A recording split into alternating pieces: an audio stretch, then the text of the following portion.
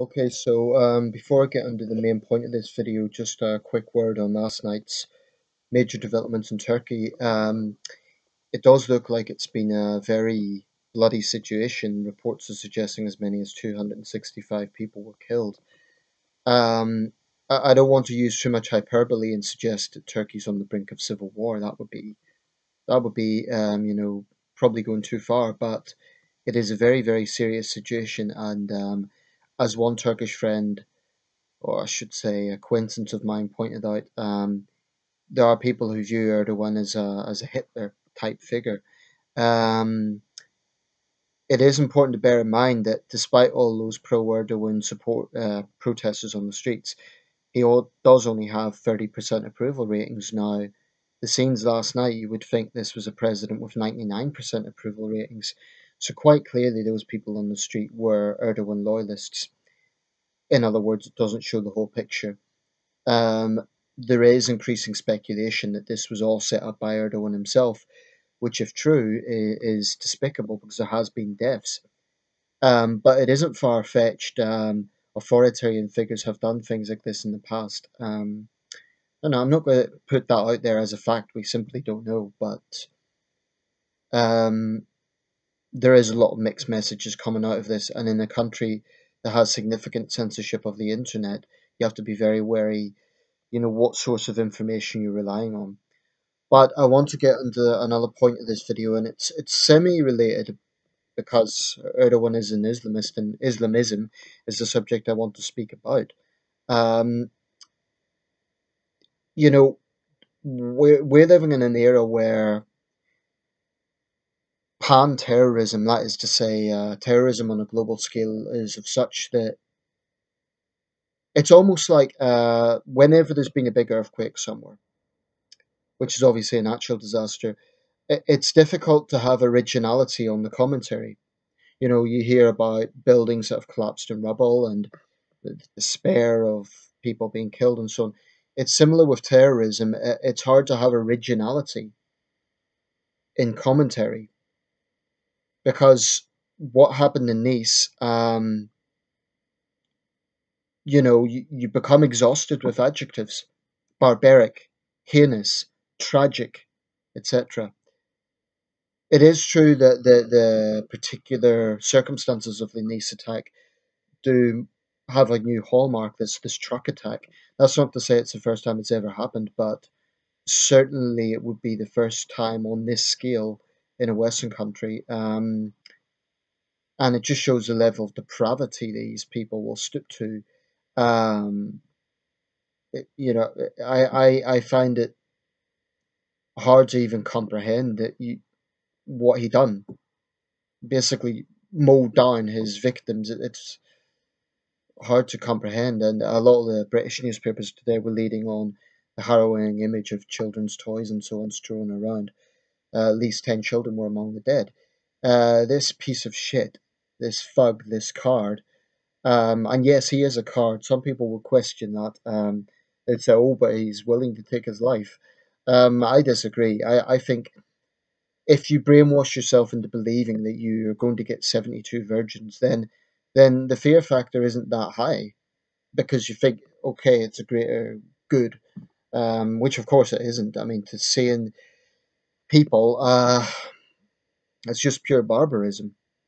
I would say a few things. So I have seen a few memes saying the answer to terrorism is love and reaching out and so on. I hate to be cynical, but no amount of goodwill in the world is going to stop an AK-47 or a truck laden with explosives or some deranged but not stupid fanatic driving this into a crowd. I don't agree with the Trump approach, which is, oh, just arm everybody. That's the NRA approach. It's beyond crap. I mean, it didn't stop the 5 Dallas police officers, armed police officers, being shot down. So there's no evidence whatsoever that that would stop a terrorist attack. And even if people were armed, how's it going to stop a bomb? How's it going to stop? It's nonsensical to try and argue that, in my opinion. But what is clear is there has to be honesty. You know, it is very important that people don't associate 1.6 billion Muslims with Islamist scum. And neighbors report this that guy didn't even go to his mosque. But I think it is there's this idea that if someone is not a devout Muslim, in other words, if they're not a practicing Muslim insofar as they don't read the Quran, they don't go to the mosque, and they don't, carry out the benevolent acts that are expected in many religions, not just Islam. You get those sort of virtuous things about helping those in need. For example, Ramadan, one of the requirements is to give a portion of your earnings to the poor. They're all worthwhile virtues. So just because an Islamist isn't embodying those sort of Islamic principles does not mean that it's got nothing to do with Islam. And this is a line that is churned out after every single attack, frankly, by too many Muslims who are just in denial of the problem. They'll say something like, oh, we condemn terrorism, this is awful, but this guy's not a real Muslim. In the end of the day, what Islamists do is they interpret the Quran in a certain way. Now, you could say that they're distorting it, you could say that they're not practicing Islam as you see it. But there's a few problems with this argument. If you're really saying that no terrorists are Muslims, by extension, you are arguing that terrorists are atheists. Well, that's actually in line with this saying terrorism has no religion. That's a lot of crap, to be quite honest. It is a lot of crap because it then slanders atheists as being. It's then insinuating that these fanatics who are doing this are atheists. They're just taking Islam for convenience. The fact of the matter is they are ideologically driven to do what they do. Now, they're scumbags, and most people agree with that. They are brutes, they are killers, they are, throw out all the adjectives. I think actually the greater problem is those who are living in denial, those who will not simply accept that there is an ideological problem here. And I do share the Republican criticism of the Obama White House that they simply will not utter the word Islamist terror. I think that's pretty frankly disgraceful. And I'm someone who has defended Obama on occasion and his administration, but that is one area I think they're dead wrong. And they're doing it out of, from my point of view, this notion that if they're sensitive about the image of Islam, that will isolate the jihadists. I don't think it works that way. Because I think even if Western leaders are very careful this not to generalize all Muslims, there will be still people out there who want to play the victimhood mentality. There's too many Muslims, frankly, care a lot more about the image of Islam than about these barbarous acts carried out in their name. And sure, they don't support the acts, they don't endorse the acts, and they have nothing to do with the terrorists who are doing it. But if you're saying that this has nothing to do with religion, that there's no ideological basis, you are being willfully dishonest, and that is part of the problem. It may not be your version of Islam, okay? They may never read the Quran, but in the end of the day, these people are shouting Allahu Akbar when they carry out these attacks. In the case of Dhaka, they were going around asking people to recite Quranic verses. So actually, there's not consistency in the attacks. You get these losers in the West like Omar Mateen and don't know the guy's name in Nice, who are sort of described as sociopaths and so on. But you get other cases, Islamist terror in other parts of the world, where very clearly there is religious motivation. What happened in Dhaka is a prime example. When they went around the cafe, literally dividing Muslims from non-Muslims, how the hell can anyone say that is not religiously inspired? That is nonsensical to try and argue it's got nothing to do with religion. In fact, Dhaka should be held up as a prime example of this. And it isn't an isolated case because it's the same thing that happened in the mall in Nairobi 3 years ago, where you had Islamists going around, I believe they were affiliated with Al Shabaab, going around basically dividing the Muslims from non Muslims. This is fascism, pure and simple. Um, it's a sort of mentality of superiority and it is deadly. So I really, really do think I was going to say those Muslims, but also those left wingers who insist on churning out the same old politically correct nonsense about if you talk about Islam with terrorism, you're a bigot, and so on. Rubbish.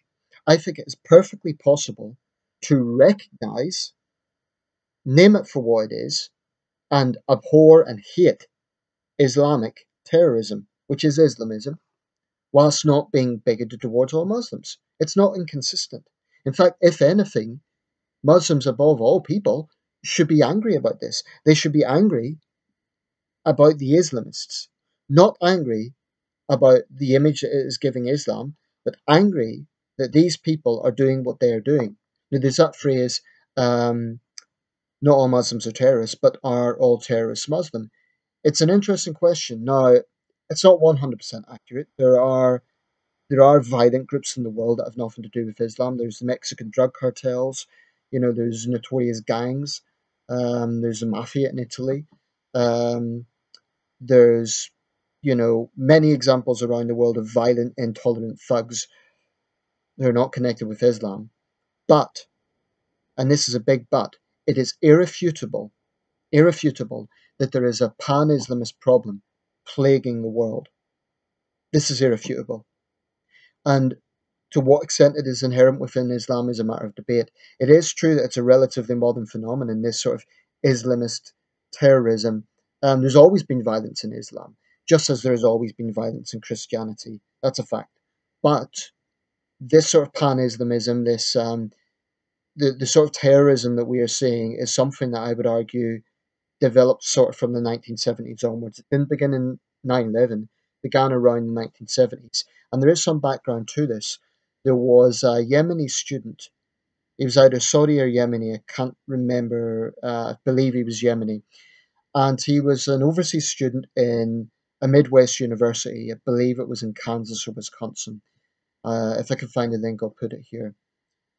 And he basically was in 1950s America, which was then quite conservative, but by comparison to what he was used to, he was seeing women and men dancing freely together. He'd went to a local dance hall with the student fraternity.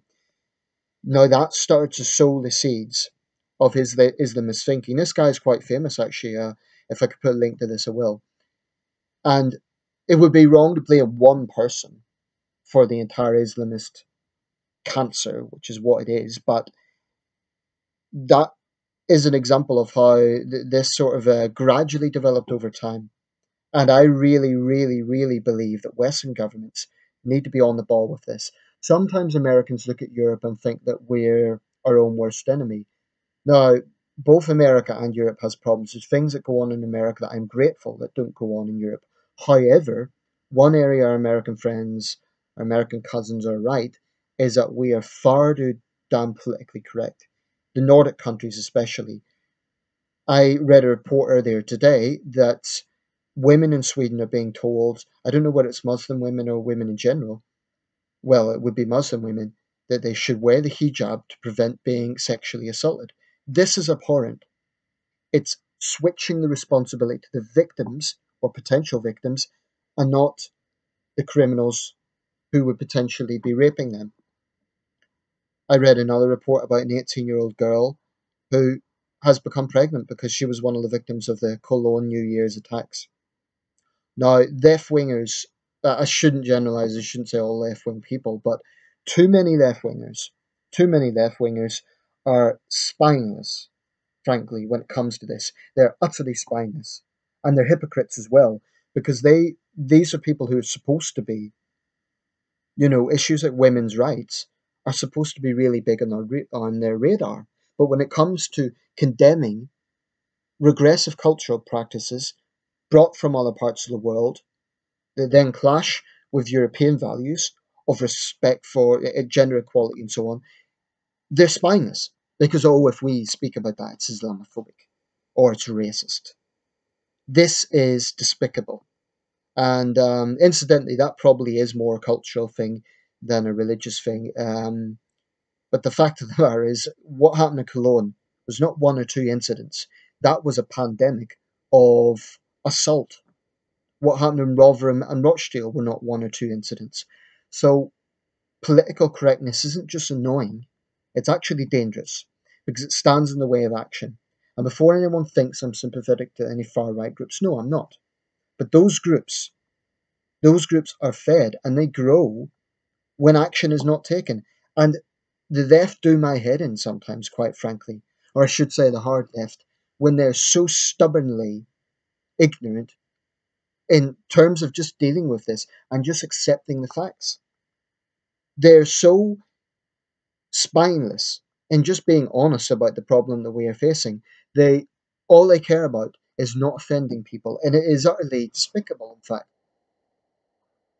it would be one thing if they were just concerned about their own safety, but when you get powerful left-wing figures who are legislators, then it becomes, I think, that is utterly reprehensible.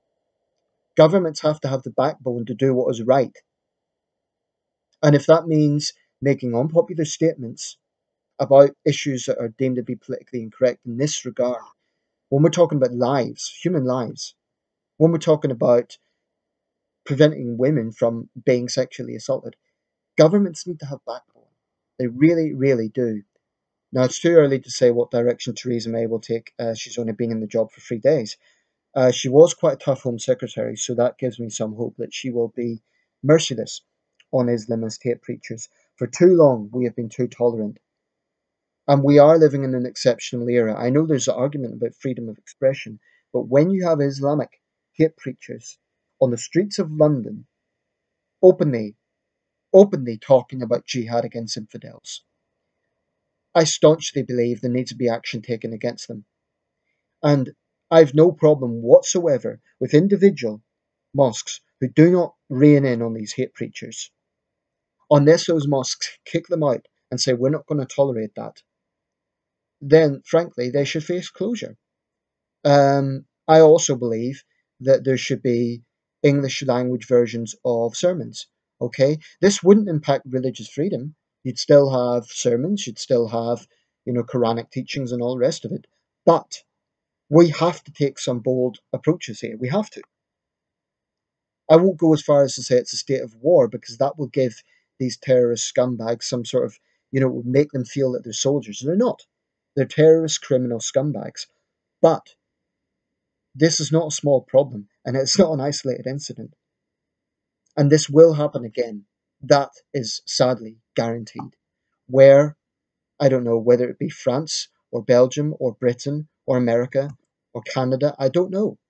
But it's only a matter of time before another Western country gets hit sooner or later. And by the way, this is not to say that Western lives are more valuable than innocent Iraqis and Syrians killed. But if anything, the horrible situation in those countries only shows how toxic this ideology is. I mean, when ISIS slaughters 250, 290 people in a market in Baghdad, that's why I get a little bit annoyed with people just like saying, oh, Tony Blair, you should be proud of yourself.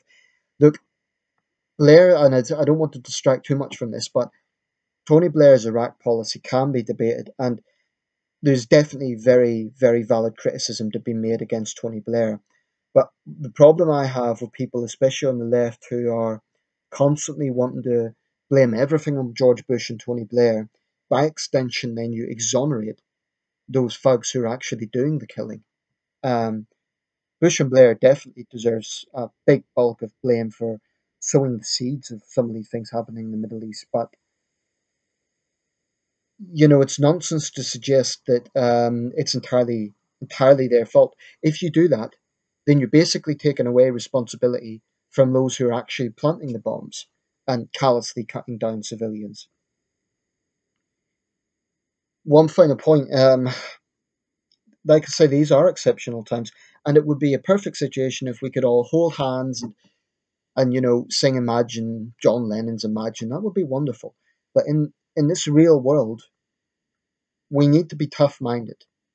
I personally believe in shoot to kill. I believe that Islamists, as soon as they make the decision to mow down children, their lives become worthless.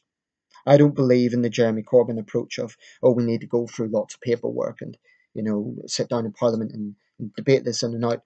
If these guys are posing a threat, it's clear and imminent, and they are clearly a threat, I support the police shoot to kill policy. Because basically, as a utilitarian question, yes, there can be mistakes happen. I'm aware of what happened to John Charles de Menezes. He was an innocent Brazilian who was shot after the London bombings. Now, that was deeply controversial.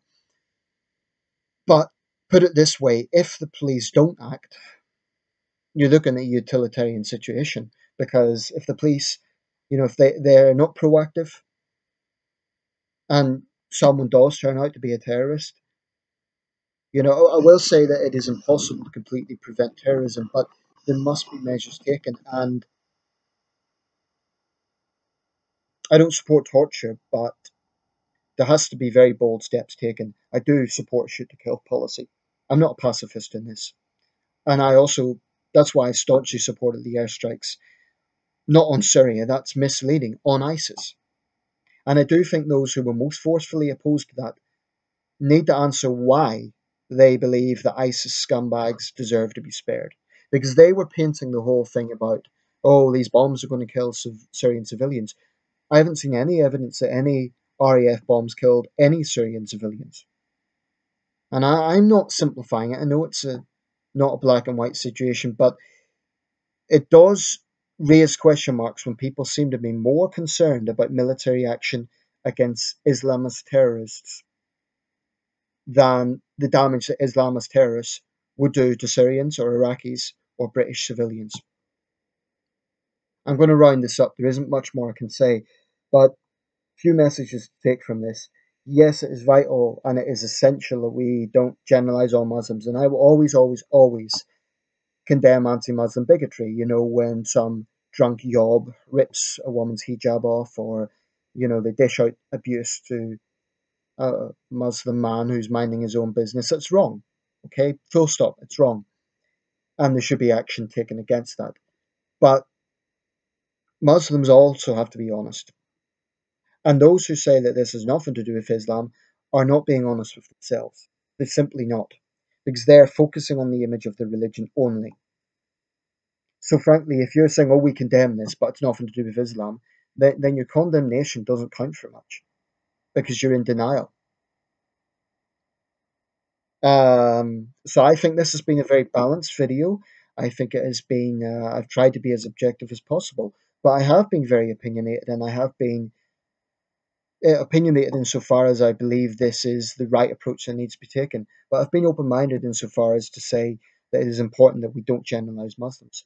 But this is the world that we are living in, and governments have to be bold. And those who continuously play up the victimhood narrative, and that isn't just Muslims, that's also many so-called liberals and people on the left, that they need to get a reality check, quite frankly. So yes, I'm aware individual hate crime incidents do occur, and that's appalling. But people are dying en masse here. How many atrocities is it going to take for people to wake up and realize that there is a problem going on here, and these people are not just terrorists? This is ideologically driven terrorism. Yeah, and this is not the last video I'll be making. I have no doubt after the next atrocity, whether it be Berlin or Washington or Toronto or Sydney or Birmingham, after the next atrocity, I'm going to have to say something else. That's the world we're living in. So I hope people can take something away from this, and thank you for listening.